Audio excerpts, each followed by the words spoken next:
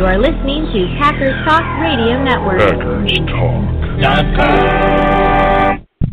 Eddie Lacy, Mike Daniels, Gilbert Brown, Don Barclay, Micah Hyde, your Green Bay Packers, yesterday's legends and today's superstars. From corporate or nonprofit events to private parties, add some spice, hire a Packers player from Mayfield Sports Marketing. For details, just go to PackersTalk.com and click on Player Appearances. Are you looking for some signed Packer memorabilia? Look no further than Waukesha Sports Cards. If the Green Bay Packer can sign it, Waukesha Sports Cards has it. Check our website for upcoming Packer player and legend signings. Go to WaukeshaSportsCards.com.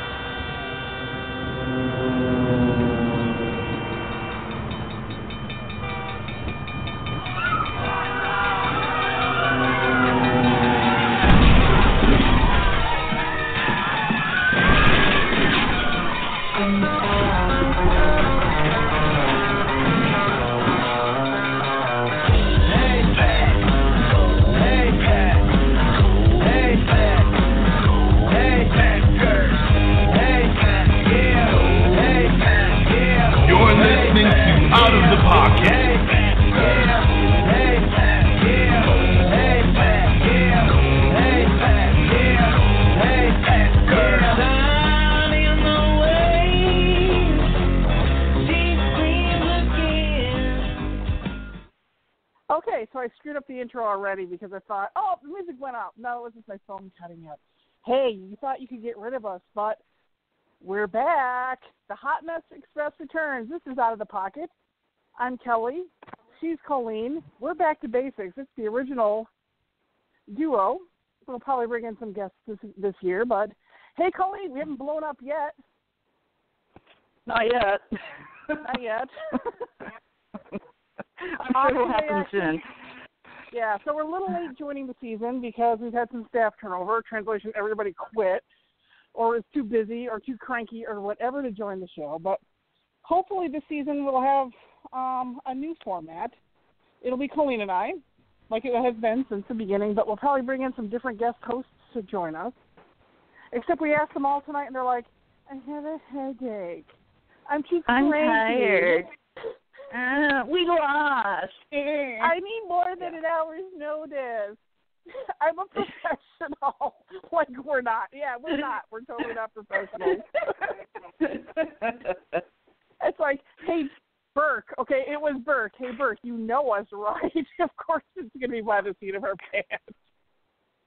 Yeah, no kidding. This never flows well or easily. Yeah. So, all right, Internet little brother, you're on the hook to be on the show soon, so you're on notice. Yes. So week 2, and it feels like old times again.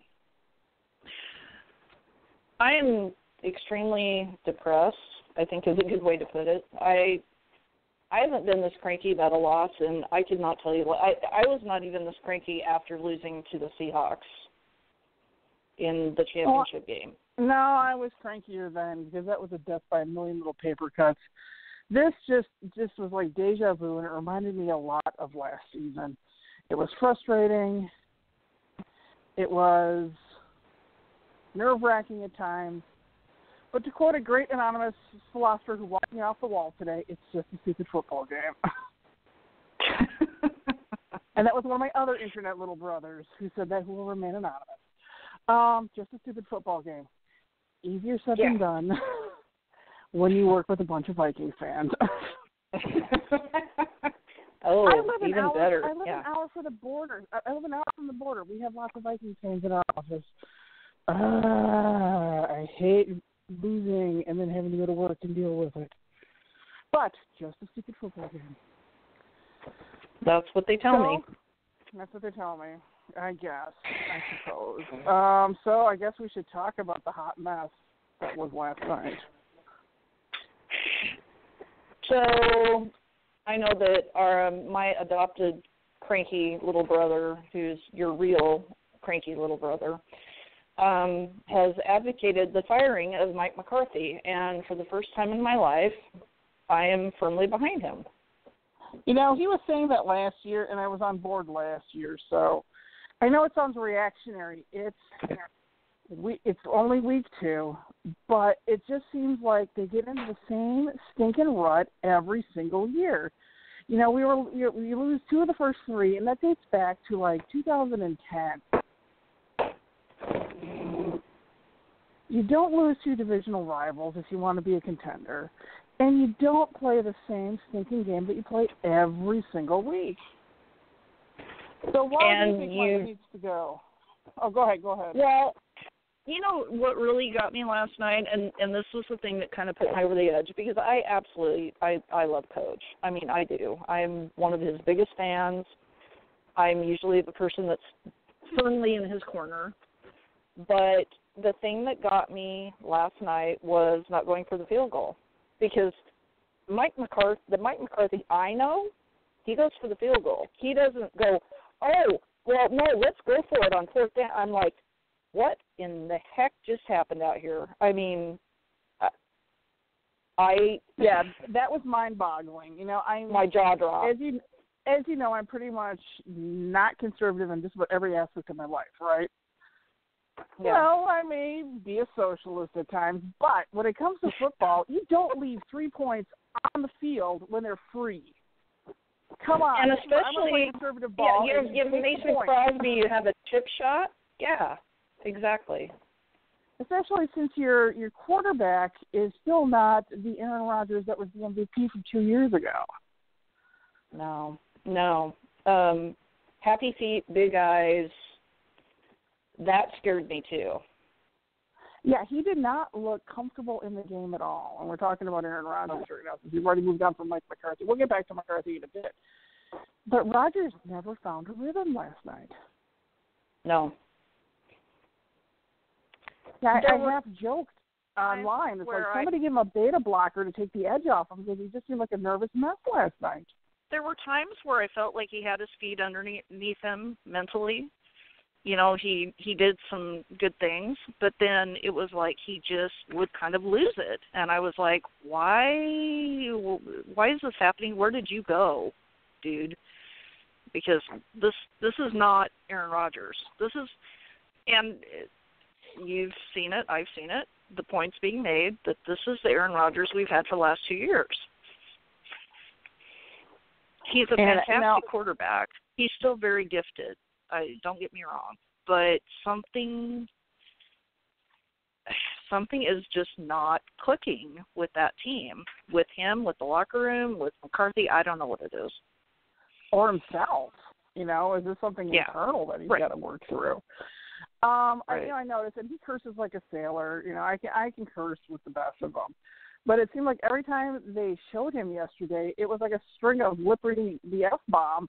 Like nothing seemed right. It's usually, if things are going okay, he's not on sidelines just cursing up a blue streak. And that's what he was doing all night long. He just never got into a rhythm. Yeah.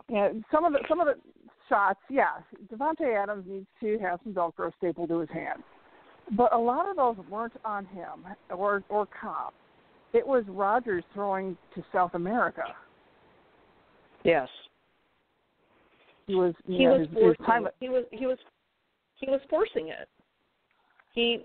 And it's like, I made this analogy to a couple of people, you included, but there was a certain point at which Favre crossed the line, and he was so desperate to win another Super Bowl that he started not thinking, or he overthought it, one way or the other. You could look at it 2 different ways. Mm-hmm. But that last interception, I was like, that was Farbian. That was scary. That was, you. Please stop doing that. Because you don't have to. And the scary thing is, I knew it was going to be an interception the moment it left his hands. Oh, absolutely. Yes.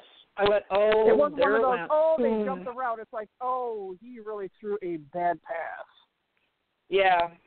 I went, oh, well, that went well. And then I said really bad words that Jersey Al doesn't approve of and so I won't say them on No, air. I think I just said stupid Packers and I went to bed.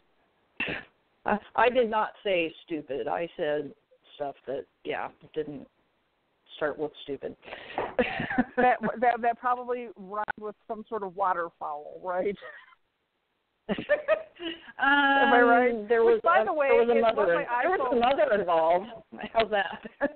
Okay. Well, as much as I use that word, you'd think my iPhone would learn it. I keep getting waterfowl typed down. It's like, really? How long have I had this stupid phone? And this is why you should have an Android, because my Android has finally learned that I don't say duck. It knows. But you know what? It's got burkles down, but I can't. I get waterfowl when I'm back. Come on. Burkles. It suggests burkles now. So I'm at a loss. I mean, I really couldn't even. I literally would not watch the pressers after the game. I would not watch them today. I started to watch Coach, and then I went, no, I'm not doing this. For those of you who aren't familiar with my background, I did not grow up in Wisconsin, but I have a very deep tie to the Green Bay Packers, and they, as Kelly well knows, sucked for so many years. It was bad. Oh, dead toaster straw for my entire childhood.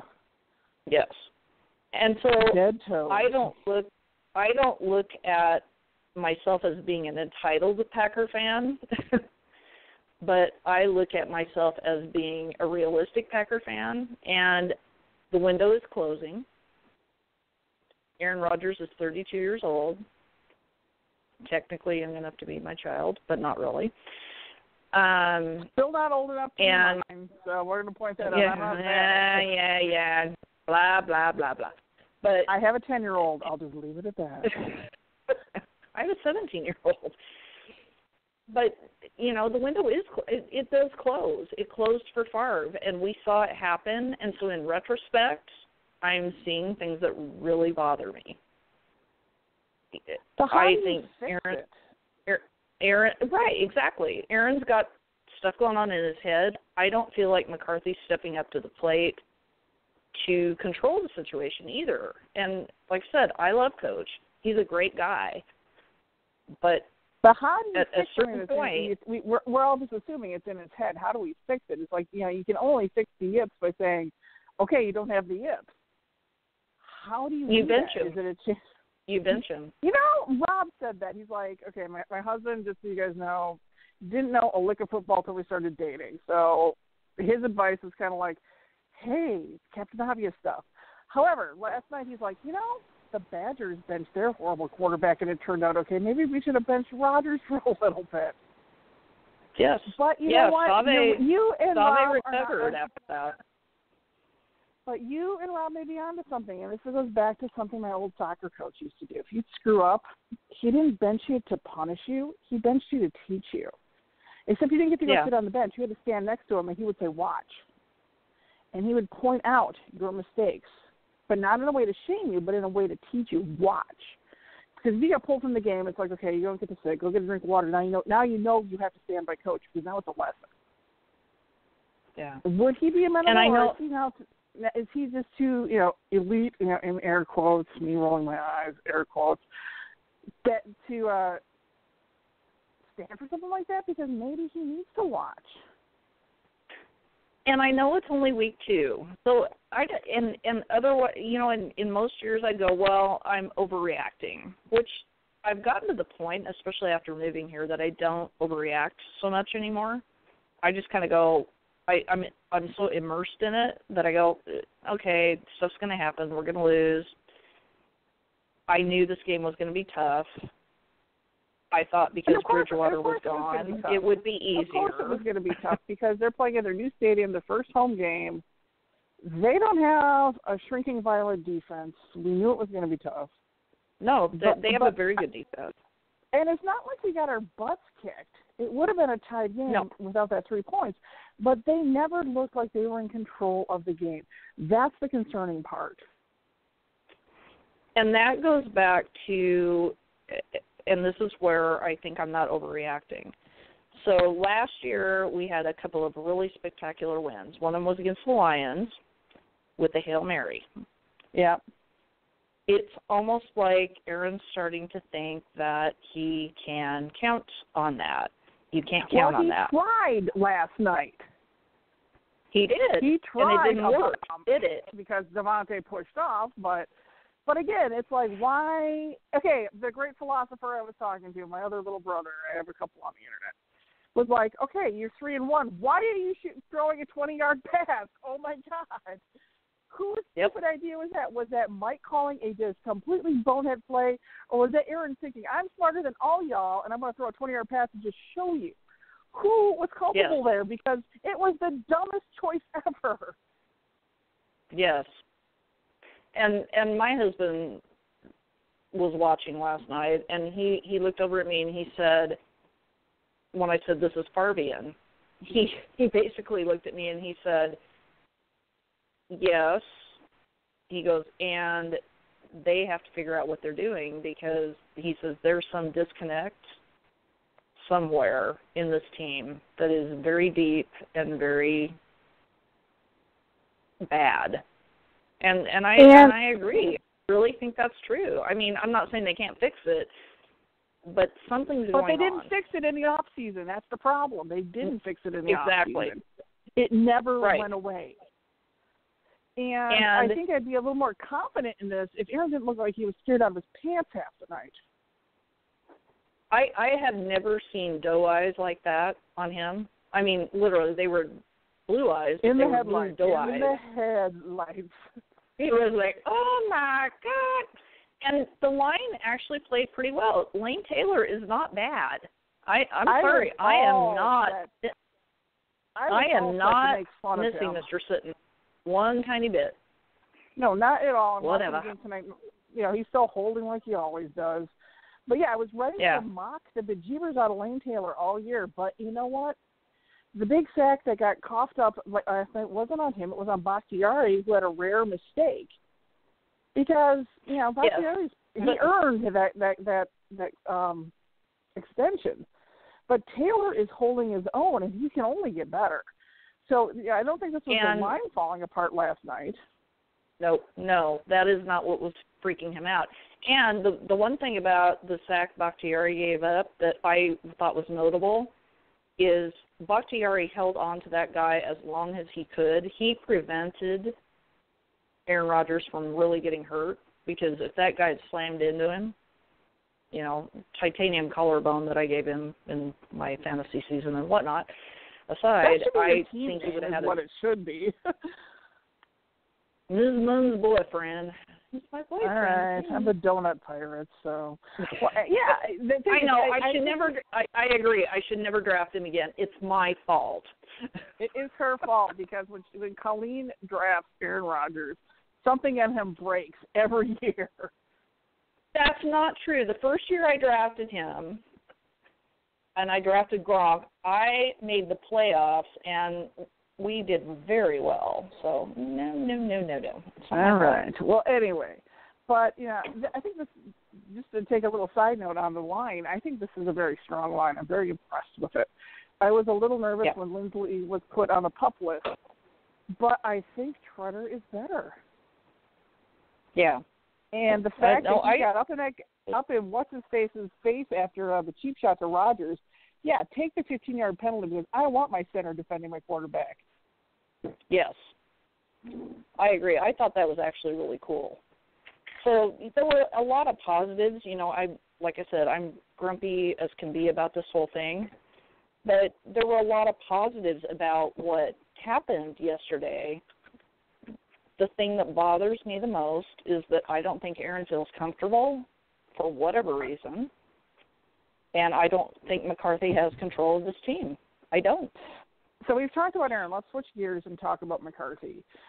Jay has suggested getting rid of him, and Jay can be reactionary, but he's usually not when it comes to football. Right. So what is the problem with McCarthy? My Rob joke last night, because I was like, I looked at him and said, okay, it's first down. It's going to go to Lacey for 1 yard. And it did. And Rob's like, well, if my wife, who's never played football, is calling the plays for the Packers, and she's right 80% of the time, don't you think the NFC's already figured it out? Well, exactly. And you have to change it up. So that and changing it up isn't switching Lacey for Neo. It's not like, let's switch out Lacey and put in Starks. That's the same darn play, just a different person. Right. So what? And this leads to a different question. What happened to Lacey? He was back. He disappeared for an eon, and he was running well. And that I think was one thing that drives me nuts with McCarthy. You can get a running back, and I can understand it last week when it was like 112 on the field. You've got to rotate them through so they are fresh. But yes. They could be in a rhythm, doing well. He's like, okay, I'm going to put Starks in for a while. What? No, don't.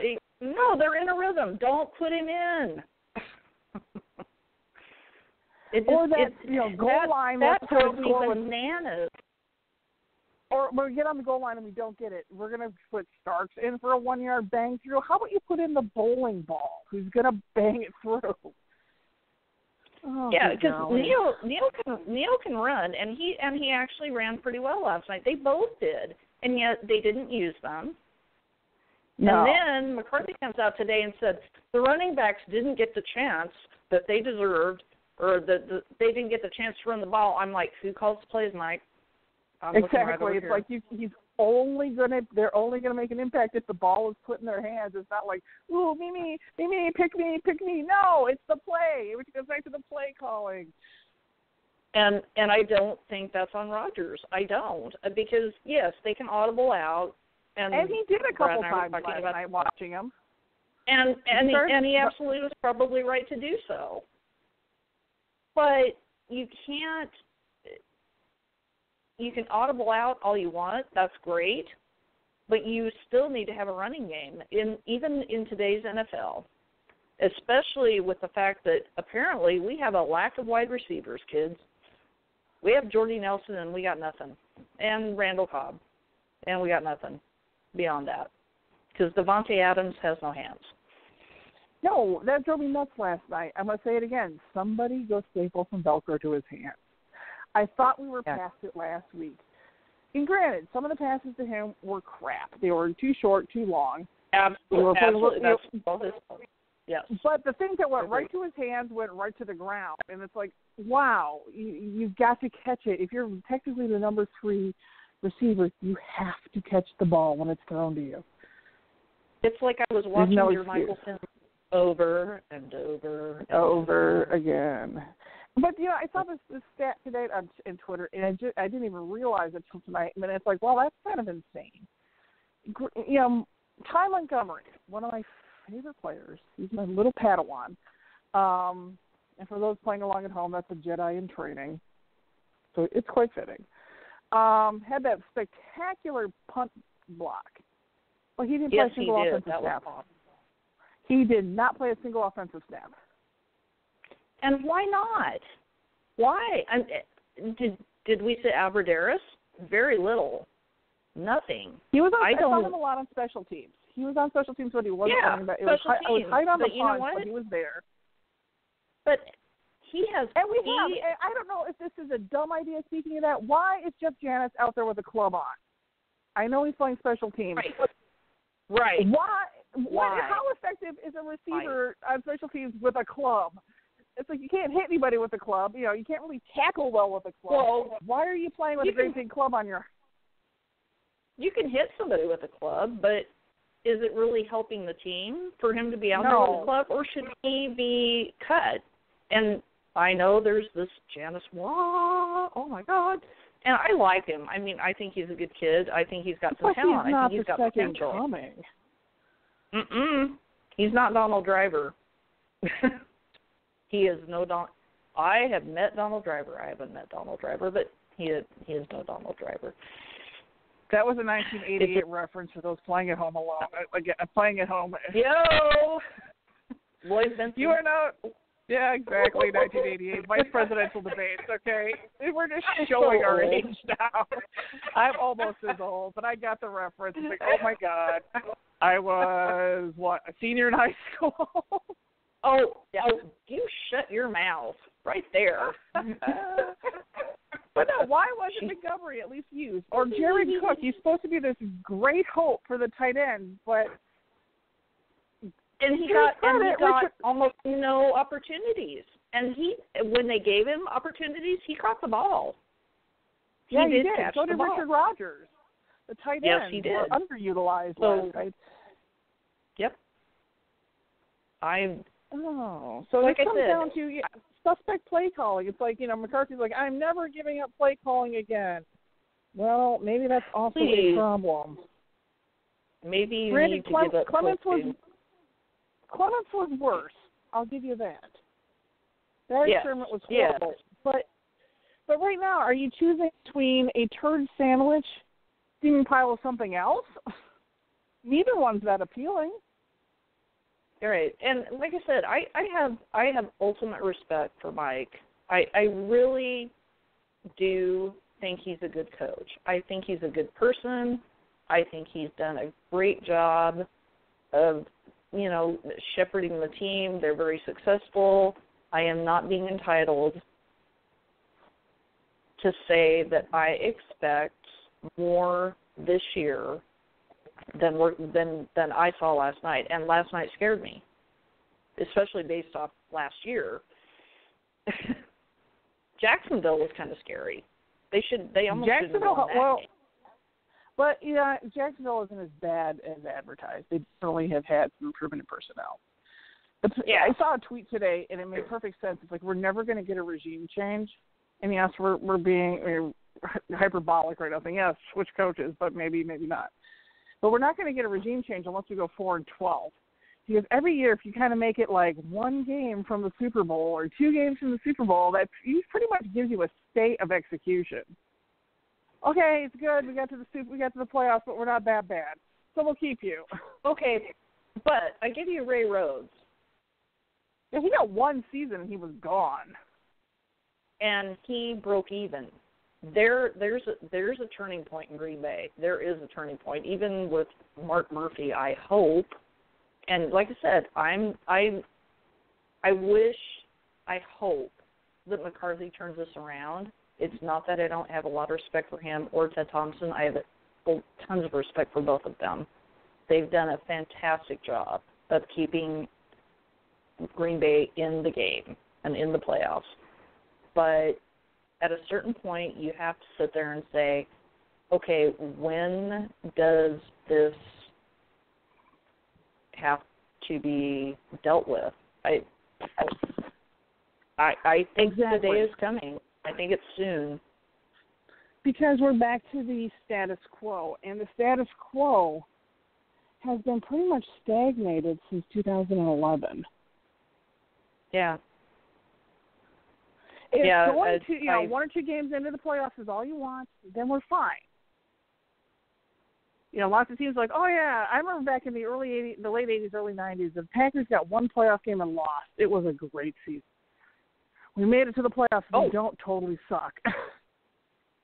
If your goal is to make it to the conference game, or make it to the NFC Championship and duck out, and you call that a good season, then we're where we need to be. But after 6 years, you would think you would want more. Well, I think from my viewpoint, and you too, growing up when they were so bad, that I know the dark ages are coming back again. They will. It happens. And it will be a full decade of terrible. It will be. It will be. It could be 3 decades. I could be dead before we won another Super Bowl. You look at the Buffalo Bills. I think the last time they were great. Yeah, that was when I was in college, right? And that was like a lifetime ago. Right. So we've been very lucky. Don't get me wrong. To have Favre, to have Rodgers, to have 2 Super Bowls in the last, 20 years, I can't complain. On the other hand, if you really want to build a dynasty, you're going to do some Belichicking, and I loathe that man, but But you're he going to runs make a it happen. tight ship. He runs a tight ship, and there is no arguing with that man. You do not argue with that man. That's a coach. So is part of the problem is, and I honestly don't know the answer, with the McCarthy dynamic, is Rodgers on too short of a leash or too long of a leash? Good question, huh? I don't know. You don't know either. So here's my take on it. Remember when we had that coach who was like a really good coach, and yet he let Brett Favre get away with everything? Yeah. That guy. Sherman? Yep. His name was Mike. I think that's where we're at. So you think he's got too long of a leash? I think he has way too long of a leash. And I hate to say that because I really do like our cranky little quarterback. He's a good guy. Cranky little quarterback is cranky. Cranky little quarterback is cranky, and he's also a geek. I like him. But I think he has too long of a leash. I think McCarthy gave him that leash a long time ago, and now he's seizing it. And he's like any of us, any human being, well, I'm going to see how far I can go with this. See, I think it's a bit of both. I think at times it's too long, and then you've got, like, unfettered disaster. And then, but then when it's too short and, you know, McCarthy's really got his thumb on everything, then he stagnates that way too.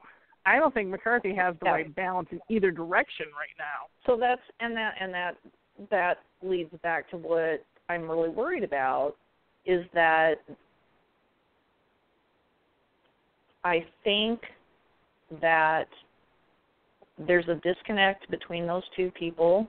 Not like they hate each other or anything. I'm not saying that at all. But I don't think McCarthy knows what to do. I don't think Aaron knows what to do.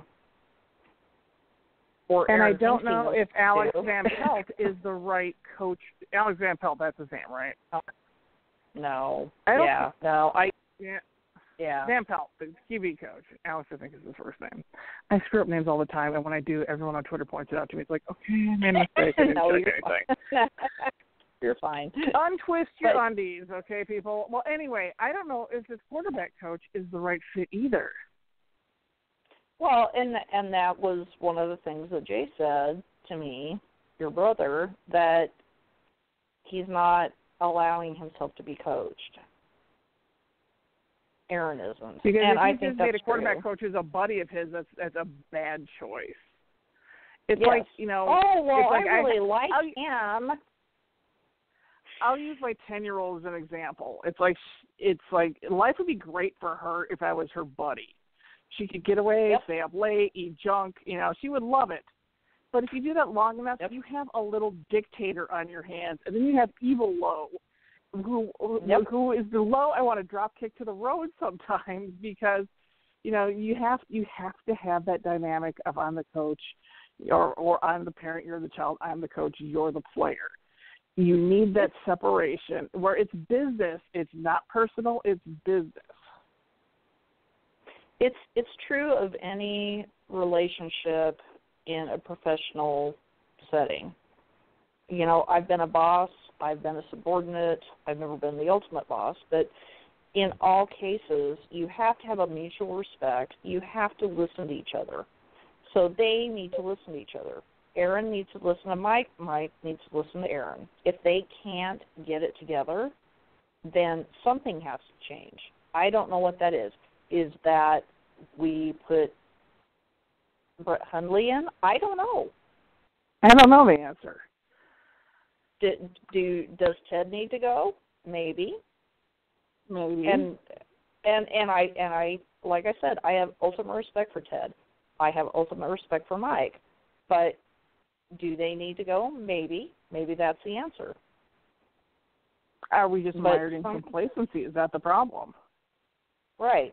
Well, again, you keep getting 1 or 2 steps away from the Super Bowl, and it's like, okay, we're going to be complacent. We look fine. We don't stink.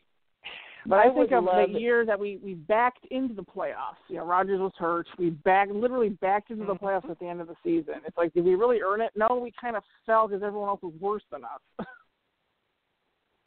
I had this really weird dream the other night that I had lunch with Vince Lombardi. Oh, God. I kid you not.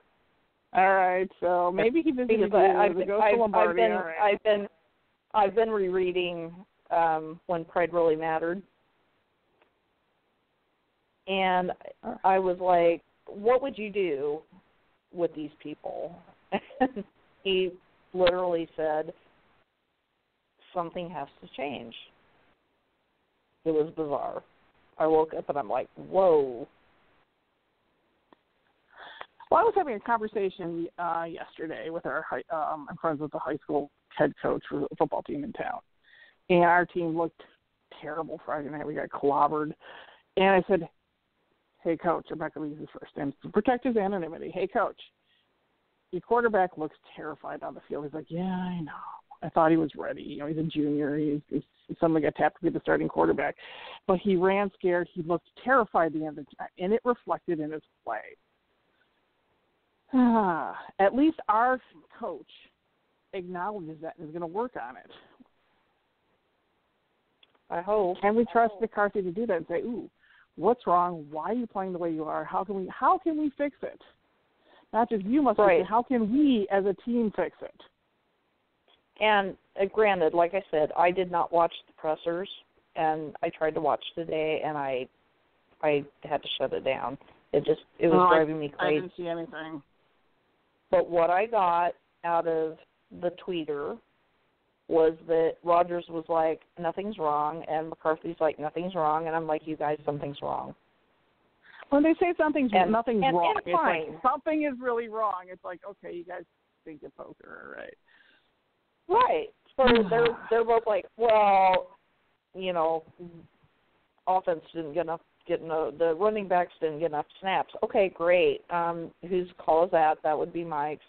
Aaron's like, we're not switching out from our procedure. This is how we're going to do it, blah, blah, blah. I'm like, your procedure isn't working, kid. It hasn't been. It didn't last year. And, yes, I know you've been injured, and, yes, I get it. But at a certain point, if you really want to be successful, you have to admit your faults, and you have to admit that you need to make changes. Okay, you've been in HR. I'm not seeing that, and that's what bothers me. You've worked in HR before. You're familiar with the 360-degree evaluation. Yep. Yes. Part of it is self-evaluation, and I think that, self-reflection. Can you discover your own faults? Do these two need to sit down and just do that to themselves? Not just say, you need to do this, the other says, you need to do this. You have to say, I need to do this.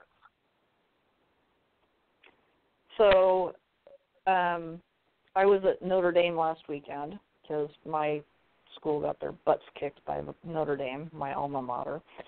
But it was interesting because the best boss I've ever had, she grew up in South Bend.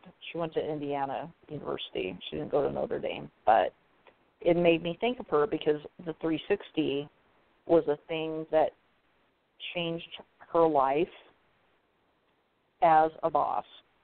Because I had worked for her for a year or so, thought she was a fabulous person. We're still friends. She's great. But she was a control freak, and she was, she had all these things going on as a boss that people do. I mean, it's totally natural. She had a 360 evaluation, and it absolutely turned her into a different person as a manager. And I think that maybe that's what needs to go on with the Packers. I don't know if they do that stuff or not. But why wouldn't you? I don't care if you're a football player or if you're a for those who aren't familiar with a 360, it's your boss evaluates you, it's your peers evaluate you, and it's you evaluate yourself. Everybody. So it's the idea of everyone in that circle looks at you, including yourself. Yep. And often out of that can be, how do you set goals for yourself? Yes. And when the it's first a time you do it, it's a scary really to me if you're anonymous not- process, it's awesome. Yeah, and if it's not like I'm going to vent my spleen and just point out how much you suck, if it's truly constructive feedback. Exactly. It's scary the first Which time it you was. do it. It's like, okay, everybody's evaluating me, blah. But Yeah. but you see themes that come up, and you see and you also can affirm, what am I doing right? What am I doing wrong? Where do I have room for improvement? Yeah. And if you And take I all facets of it to heart, it's a very powerful thing. Yeah. So it would be interesting to know if they go through that. I would love to be an HR mole in the Packers organization, just to know if they actually do this stuff, because I doubt it. But you think it might Having be, been everyone reviews tape or film or whatever you want to call it nowadays. Everyone, and I think it's important too, as a player, to evaluate a coach, just like a student evaluates a teacher. Yes. The coach should not be all powerful. Lombardi had his faults. Right? But it's just like if you're failing, the last time you want to hear it is at your final report card. You want to know long before that you can make an adjustment. So you don't want to hear that you stink and which I think is how some of the head coaches who get shown out on Black Monday after the playoffs, I think they first hear that there's a problem often when they're being shown the door. Yeah. Yep. So we've talked about the McCarthy and Rodgers issues. You wanted to rant last night about punters. I do want to rant about punters. So we had to fire Tim Masthday, right? Had to. He had to go. And this kind of leads into my confusion with the organization at this point, because they brought in this guy, and he did great preseason last game, because I think he got brought in right before that. And then the first game in Jacksonville, he did okay. In this game, he basically sucked. He was Masthday. And so the punter sucks. Why? And all of a sudden, out of nowhere, Chris Cluey's tweeting, "Hey, Green Bay, I know it normally goes the other way around, but call me, I can fix this." And I was not really tormenting you by saying I'll rent a white Bronco. I was agreeing with you. I'm like, I will rent a white Bronco and we will go get him, because seriously, Warcraft could kick better than that. And yes, there's part of him wanting just to stick it to Minnesota because he hates Minnesota now. Yeah, but you know what? He doesn't suck that bad. And yes, he hasn't played for 2-3 years. What we've been seeing probably is not as he's probably better than what we're seeing on the field right now. Masthday was, he had gotten average. He had gotten way average. I will not dispute that at all. I won't dispute it. I'm okay. The thing that ticks me off is we gave up average for average.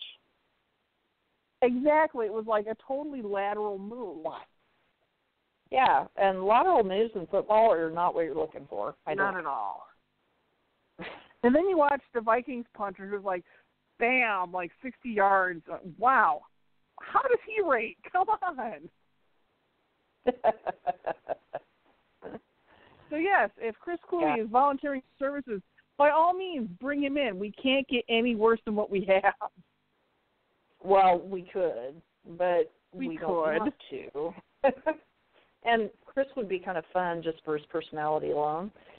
He'd be a breath of fresh air. He'd be a way breath of fresh air. So, my thing with Masthday is, it's like I understood the decision at a certain point, but now I'm like, you made a bad decision. So therein, it ties back in. Well, it's like you not only made a bad decision, it's like you blindly picked somebody else that didn't even come into camp. Fine, you're done. Welcome to the Packers. You're now the punter. Mortel would have done fine. If you want adequate, he was adequate. And now, wasn't the word on the street? It was like how he was setting up the place kicking. He botched one or something like that, so he's gone. I did not hear a problem with that. I don't know. I don't know. It could be. But But yeah, it just seems like he traded. Nathan are so tight. Come on. It was a completely lateral move, though it was quite telling. Apparently, Masthey had his house on the market since last spring, so he kind of knew the writing on the wall was there. Yeah. I feel bad for him because he was loyal to the organization, and the organization was not loyal to him, and it's a business, and we all know that, and that's fine. But, again, if you're going to trade adequate for adequate, then keep what you had. And which Ted tends to do. It's like cutting Sitton. There's something weird going on there. Sitton, without going into details, it sounds like there's more to that story that just hasn't come out. Oh, I'm sure there is. Oh, but, since none of it's substantiated, we will not go into it because we do not want to get sued. We cannot say what we think really happened, but we probably know really what happened. But it's probably a don't let the door hit you on the way out situation. Well, that. At the end of it, that was totally my take on it. I'm like, bye, dude. See ya. If that really happened, what is rumored? Yeah, we're not going to, Bye-bye. We don't want you here. I don't care. But there was enough in the press that we can say that it sounds like he was kind of toxic in the locker room. Yes, things have gotten bad. That we can say, but you don't need toxicity in a locker room that's already got some challenges. So what, defense? Should we talk defense? We got a few more minutes left. Well, or do we want to make predictions for next week? Just quickly, before we make predictions, I want to talk about Randall. Oh, I know. We always talk about the second-year slump. Do we have a second-year slump, or was he just outplayed last night? And is that all on him, or there was no adjustments made? I think there were no adjustments made. That would be my take. Granted, honestly. I saw the devil's advocate argument to that there was no one else to put in. And that's true. Yeah. Sticky was hurt. But Randall just seemed out of his league last night. And I felt, part of me was frustrated. Part of me felt bad. It's like, wow, how do you fix this? You can't because there's nobody else to put on him. Yep. Because Diggs just beat him. I stopped counting. Yeah, I wonder. I mean, I thought he was working his butt off, no doubt. The Packers in the fields, that scares me. I actually had a suggestion on Twitter last night that from Darren Zed that we should bring Tremont back, and I'm like, that's not a bad idea. Did he get cut by the Browns? Because he's a backup right now. Which, he's getting to the end of his career, granted. Yeah. But he's also not untalented, and he knows things. He knows how this works. I'm like, okay, bring him back, please. Somebody do something, because if Sam Shields. It's like Sam Shields going out is like Charles Woodson used to go out, and then everything just shut down. Well, how many more times can Shields have scrambled brains before we worry about is this a career-ending injury? I would like him to retire, only because I care about him. It's like because Nick Collins was tweeting last night. At least third. And probably more. Third and 9 months, I think is what it was. As you know, we have no idea how many times these guys have gotten concussed over their lives, right? Because you might have gotten your bell rung in Pop Warner and nobody realized it. Absolutely. So I would rather he shut down, just like Nick Collins. I miss Nick Collins dearly. I love the fact that he was tweeting, go Packers and all this stuff last night. But I'm glad he is healthy and he's with his family. Exactly. So it bothers me to see it's like let's find a replacement for Sam. Let's find somebody else because I don't want Sam put in that position. It's terrible. And I think you have that with Randall and Rollins to a certain extent, but they're still very young, and they've got a lot to learn. That's part of it. I mean, they've got That's part of it. And Randall will get better. Randall will get better if he is as good as advertised, and I think he is, because he had a pretty good game last week too. He will see the tape from last night and learn from it. Yeah. I just, I think what it comes down to, like I said, this would be my wrap-up. The coaching that we have going on right now, and I don't mean fire capers, it's not that. Just the overall coaching situation that we have, for whatever reason, is not working. It's not. And I will be happily proven wrong. I will call Brian Caribou after we win the Super Bowl and go, I was so stupid. I was wrong, just like I did after the Super Bowl 45. But I don't think I'm wrong this time. And sometimes a change of scenery is not a bad thing. No. But, they're not going to fire Mike. Unless we go 4-12. So, right. I think this is the first time I've already gone on a second game of I hate football. I don't hate football. That's my reaction to, oh, my God. I'm just going to remember the great philosopher, it's just a stupid game. Yep. But I hope if we can turn it around the next couple games, I won't be as panicky. But it just seemed like we hit it felt like a Week 12 game, and we were like, oh, starting to slide, and it was only Week 2 this time. So, we're coming to the top of the hour. Should we do some predictions? So, it is home game. I will be at the game next weekend. Woo! I am avoiding the local festival, and I'm leaving town, and I'm going to the Packers game. Are you going to I am not predicting this game. I am so apprehensive.